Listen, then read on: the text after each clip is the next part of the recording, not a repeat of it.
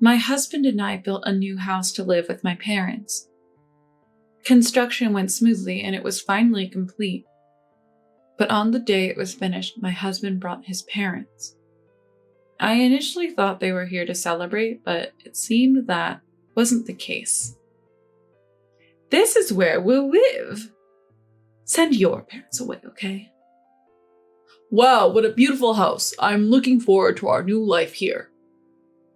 "Sorry for the sudden change, but my parents will be living here. We can't live with your parents, so please ask them to leave."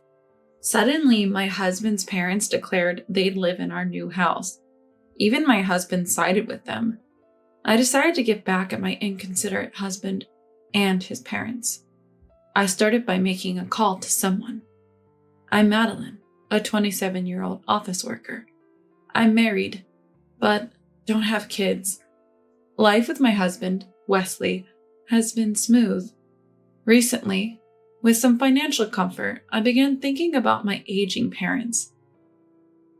After much thought, I decided I wanted to live with them and shared this with Wesley. Wesley surprisingly agreed. "It's a good idea. Your parents will be happy, and it's a way to show gratitude." Surprisingly, he seemed to be positive about the ideas and gave me various advice. "If you're going to live together, our current house might be too small. How about building a new one? We might need more space if we have kids. What do you think?" Wesley was right. Our current house wasn't spacious. Considering future kids, a bigger house seemed better, so I agreed. Little did I know this house would lead to such a problem. We started planning immediately. We discussed the best house for elderly parents, its proximity to the station, and its size. "Which plot of land do you prefer?" "I think this one's more spacious." "How about this house design? It's barrier-free for our parents, and the many windows will make it bright." I discussed various things like this. Wesley suggested, "This plot is bigger, but it's too far from the station. We should consider convenience. Having many windows is great for brightness and openness, but it might be risky during earthquakes. Maybe fewer windows would be better." He gives very accurate opinions. With Wesley's input, and after consulting online and with real estate agents, we prepared to build. It took longer than expected, but we're finally ready.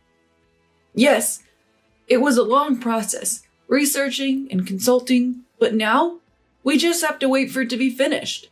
We occasionally visited the construction site, but mostly we waited patiently. Finally, the house was done.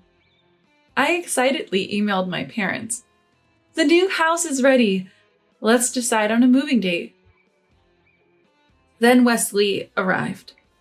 But he wasn't alone. He brought his parents. I thought he had come for a housewarming party, and I greeted him and his parents-in-law, wondering, why did Wesley bring his parents when we weren't even in this house? But what they said was unexpected. "This is the new house you built? It's quite nice. From now on, we'll live here. Your parents can't. If they come, send them away. This is our new home." "Is this the new place? It's beautiful. Thanks for preparing this for us. We're proud of our son. We're counting on you. Show us the rooms. Who has the keys?" He said things like that and proceeded to talk on his own. I was confused. This house was for my parents and us. Wesley had agreed. I thought he'd convince his parents, but he said, "Sorry, but as Mom said, my parents will live here, so we can't live with your parents. If they stay, it won't work. To be honest, they're in the way." I couldn't believe even Wesley, whom I trusted, would say something like that to me. I was so shocked. I couldn't find the words to respond. Then, without asking, they just moved into the new house, started unpacking, and began setting up as if they lived there. Such a reckless attitude. And Wesley didn't even try to stop them. Seeing this, I decided to get a divorce. Later, I confronted him This house was built for my parents, not for your parents, Wesley. Why are you suddenly saying this? This isn't what we agreed on." But all Wesley did was snort in amusement. Despite my repeated requests for them to leave, they seemed annoyed and even tried to kick me out. I didn't want to live with his parents either, so I left. I kept asking them to either buy the house or leave, but they ignored me. To make matters worse, even after our divorce, they expected me to pay the mortgage. I was furious at both his ridiculous parents and Wesley for going along with them. I immediately called a law firm and hired a lawyer who specializes in divorce disputes. A few days later, I brought the lawyer with me to draft a divorce agreement. Wesley agreed to the divorce itself, but he absolutely refused to leave the house. Even when I suggested he pay the mortgage and stay, he wouldn't agree. Their absurd demand was that they continue living in the house, but I, the one divorcing, would pay the mortgage. Even the lawyer couldn't help but smirk at their audacity. However, when the lawyer told them, "If you continue to live here without permission, the owner, which is her, can sue you," they seemed to reconsider. The divorce agreement included a clause about handing over the house. Following the lawyer's advice, I set a deadline. Hand over the house to me by this date. If you don't, either buy the house or leave, no matter the reason. Though they were submissive in front of the lawyer, as we parted, Wesley and his family gave me a spiteful smirk. I wondered why they were smirking, even after signing the divorce agreement, but it soon became clear. They had no intention of leaving. They seemed to think that as long as they lived there, no one could force them out. Despite my repeated warnings, they just claimed they were preparing to leave. In the end, I couldn't reclaim the house by the promised date. On the day, I gave them one last warning. Wesley, his mother, and father just laughed at me. "A divorce agreement is just a piece of paper. We've lived here until today and faced no issues." Relying on a lawyer, it's like you can't do anything on your own. I feel relieved to be divorcing such a useless woman. "You don't understand your place as a daughter-in-law. You should serve Wesley. This house is for Wesley, and by extension, his family. Know your place." I could only sigh. Why did I marry someone like this? But regretting it now wouldn't change anything. Fine. Since you won't respect that piece of paper, I'll sue. If you won't listen to me or the lawyer, I'll let the court handle it. When they heard the word lawsuit, Wesley and his family seemed taken aback. But perhaps because they had lived comfortably, even after being warned by a lawyer, they seemed to underestimate the situation. However, their laughter faded when I explained that even if it's not a crime that leads to arrest, I can still sue them. They started to gauge my seriousness. When I called my lawyer right then and there, Wesley suddenly raised his voice in anger. Ignoring him, I told my lawyer, "Hello? Yes. They don't seem to have any intention of leaving or buying the house. I've decided to proceed with the lawsuit as planned." Sensing my determination, Wesley and his family suddenly changed their tune, crying and begging. "We're old and can't work anymore. Please, let us stay here. It's hard for us to live with these aging bodies. We don't have much time left. Please reconsider out of respect for the elderly." "If we leave, we'll have nowhere to go. Are you really going to do this to us? Just let us stay a bit longer. Or do you not care about old people who don't have much money? If you kick us out, we'll end up homeless and starve on the streets. Please, think of it as charity. If we leave, my parents will have nowhere to live. I can't provide a good life for them with my income. Just say okay, and everything will be resolved. Please? They tried to use their living situation as leverage. Their true intentions were clear. They thought I wouldn't be able to refuse. But I did. After all, they started living there without my permission and then demanded money. It was too much. I explained my stance with a cold demeanor. How many times do I have to say it? I'm the one paying for this house, and it's in my name. We only put in my name because you had just changed jobs and couldn't get approved for the loan. This house is entirely mine. I even set a deadline in the divorce agreement to give you a choice. But you did nothing. I've warned you over and over. You ignored me, and now you're trying to guilt trip me when faced with a lawsuit? It's ridiculous.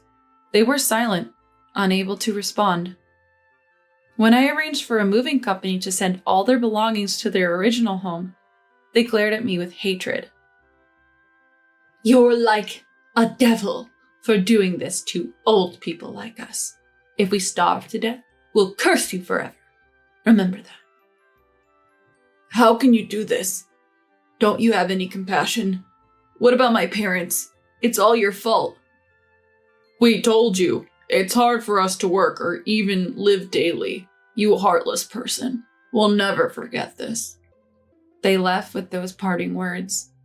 I kept a straight face, but inside, I was smiling. I thought I could finally have peaceful days, but they started harassing me again. They seemed to hold a grudge, so they began causing trouble at my house. I had anticipated this and installed security cameras. I planned to make them compensate for any damages, but even with photographic evidence and bills, they didn't pay. Tired of warning them, I decided to consult the police. With evidence from the security cameras and photos of the damaged items, the police promised to increase patrols. The police have started to mark people and warn them, perhaps because it's easier to move when there's evidence. Perhaps the police's attention scared them, as the harassment stopped. Finally, I regained my peaceful life. I later learned that they moved to a cheaper area and lived in an old, affordable apartment. They seemed to live beyond their means, and always struggled financially, unable to save. Therefore, they cannot save money. Wesley, frustrated with the situation, reportedly said, I'm the one working, and they're wasting money. Who do they think is earning? They need to think before spending. I can't take care of them anymore, and left them. After some time, his parents came to visit. Do you have a moment? We're sorry for the sudden visit. Can you take care of us? We're old and can't work. Our son left us. You're our only hope. Please take care of us. We'll have nowhere to live if you don't help. We'll end up homeless. We can't do much at our age. Please, can we stay here? We'll do housework or anything we can, they pleaded. Their selfishness was so extreme that I was more astonished than angry. I don't want anything to do with you anymore. Don't come here again. If you do, I'll involve the police. With that, they left quickly. From what they said, they didn't know where Wesley had gone. I wanted to cut ties and forget about it all, but reality didn't let me. This time, Wesley came to me. No matter how many times I refused or ignored him, he kept coming, asking to get back together. Look, I'm sorry about before. Turns out my dad had racked up a lot of debt, and we had to sell our original house. We had nowhere to live, and after paying off the debt, we had almost no savings left. I thought we could stay at your place. After leaving the house, we lived in a cheap apartment, but my parents kept spending, so we couldn't save money, and life became tough. That's why I left. Can't you give me another chance? I promise I won't act like that again, please. Hearing this, I finally understood why his parents had come to my new house and why they couldn't return to their family home. But hearing all this, I felt nothing but indifference. That's it. If you're done, then leave. No matter the reason, I won't reconsider. Just remember that. Goodbye. I tried to close the door, but he seemed persistent. I'll apologize as many times as it takes. I won't give up until you forgive me. I'll prove myself. It seems like he won't give up until I forgive him. True to his word, he seemed determined. Every time I went out, I'd likely run into him. He'd call and email almost daily. He had become a full-blown stalker. He'd even confront me in public, making scenes like, "I'm truly sorry. I've reflected on my actions. What can I do for you to forgive me? I promise I won't do it again," making it seem like a one-sided marital spat. Because of this, even strangers would tell me, "He's apologizing so much. Why didn't you forgive your husband?" His persistence became unbearable, so I consulted the police again. Given our history, they acted quickly. Perhaps the threat of arrest worked as Wesley's stalking finally stopped. I managed to settle all the issues, and as initially planned, Mom and Dad and I started living in the new house. My parents thanked me, saying, "We appreciate all you've done to let us live in the house, despite the troubles." Despite the divorce, the three of us can now live happily. I don't know what became of them, but just knowing that makes me feel content. From now on, I plan to lead a fulfilling life while taking care of my parents. A new life in a new home. It's been a challenging journey, but from here on, I hope for peaceful and calm days. I wonder if I've shown enough gratitude to my parents who raised me with so much love. From now on, I vow to be more devoted and make every day count.